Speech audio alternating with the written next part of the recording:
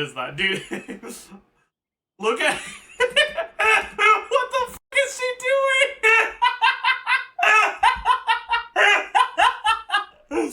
What is blood doing?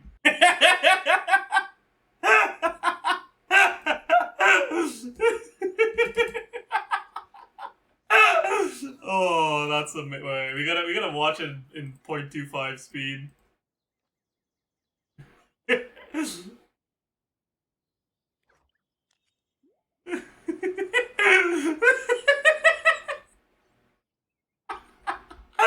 That's like actual straight up long jump form. Good things come to those who don't Like, would it be better to go for Mavuika R1 or Citlali? Seeing how seemingly reliable the quad meld setup seems to be, I think I'd lean more towards Citlali now. Is a setup jump after 4 hits? There's a few different ways to do it. The main thing, like, in order to understand how the setups work, right? You just have to understand that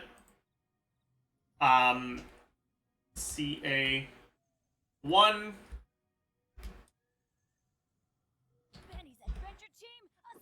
2, 3, 4, 5, 6, 7, 8, right? The first hit can melt, and the 4th hit can melt, and then the 5th hit can melt, and then the 8th hit can melt, right?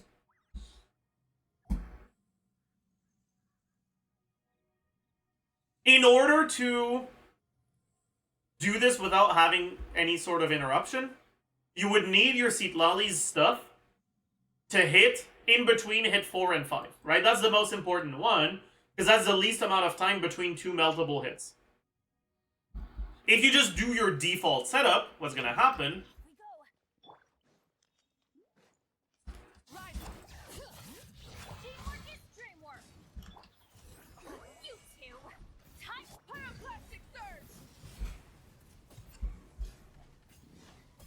is you're not going to get your cryo app at that moment, right? However, if you delay your setup, right, the cryo app that usually happens right before the C1, or the CA1, the first hit, and then right before the 4th hit, instead will happen a decent amount of time, and the application that usually would be right before the 4th hit will instead be right after the 1st hit. And then the application that would usually be like around here will also be between hit 4 and 5.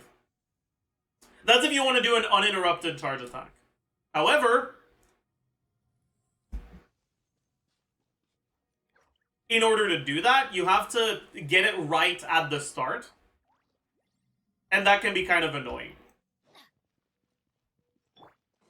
On the other hand, another thing you can do is not even bother with that.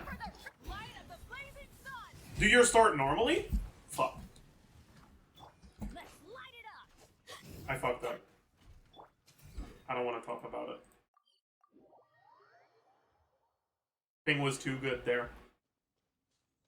My bad.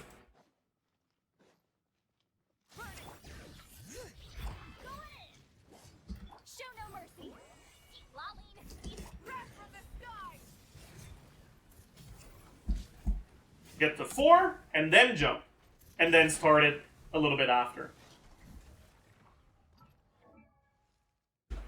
And now, instead of the time between CA4 and CA5 being a really small amount of time that you have to set up before you start your charge attack, instead, well, you just separate them, basically. And you just wait until the cryo hits before your charge attack. Does Mavuika generate pyro particles? Yeah, she generates fucking 5 particles for 0 reason.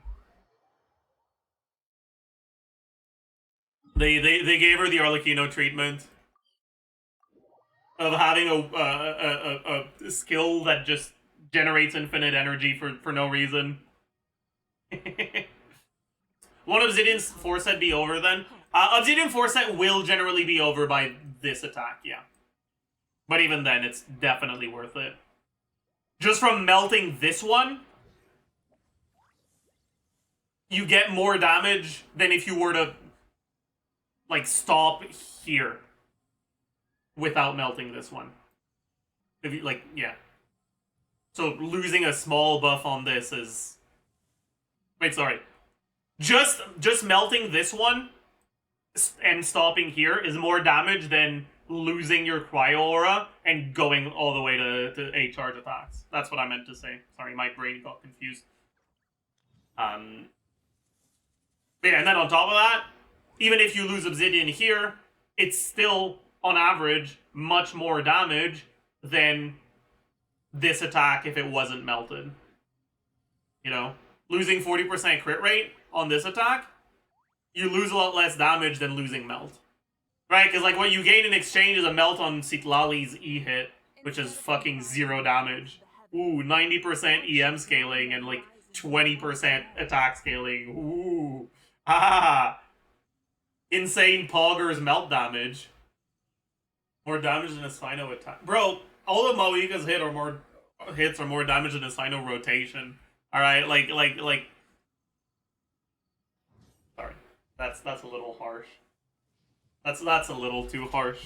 My bad. What's your build right now? Insane Omega Goated Weapon. WGS, max level. 4-piece Obsidian, C0, crown level 168.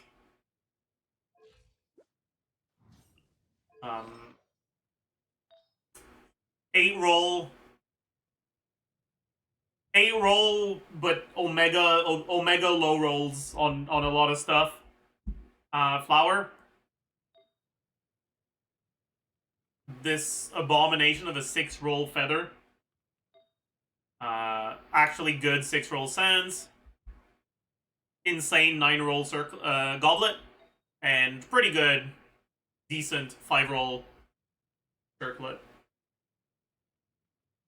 This is a reasonable build. It's not like outstanding, but like I think obviously my goblet, my off piece, but also my sands and circlet are pretty good. But in exchange, I have an incredibly underwhelming feather and flower. Like, my feather has a good amount of subs, but the sub distribution is awful, and the rolls are, like, incredibly low.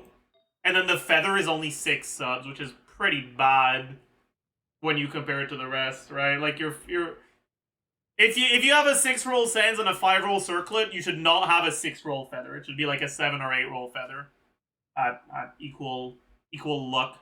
Maybe even more than that on a character like Mavuika that has 4 different useful subs. Like, unironically, I might craft a fucking feather this patch. That's how desperate I am. Attack percent or EM Sands for Mavuika? EM Sands should be better, but mine is not it. Not even that bad, but like, this is so good. Pretty sure with my EM Sands, I'm capped on Serpent Spine on crit. Kind of annoying as well. Did you test Mona? Yeah, I did. It seems like Mavuika's off-field pyro during your setup prevents you from doing QE on Mona. Which means you have to EQ. Which means you only get 2 vapes because your E runs out really early. Which is obviously fucking dog shit. Okay, surely I'm gonna crit, right? Stand clear. Absorption test. Show no mercy. Light of the blazing sun. 1.4 mil. Not bad. But you know what, chat? You're my family. Happy New Year.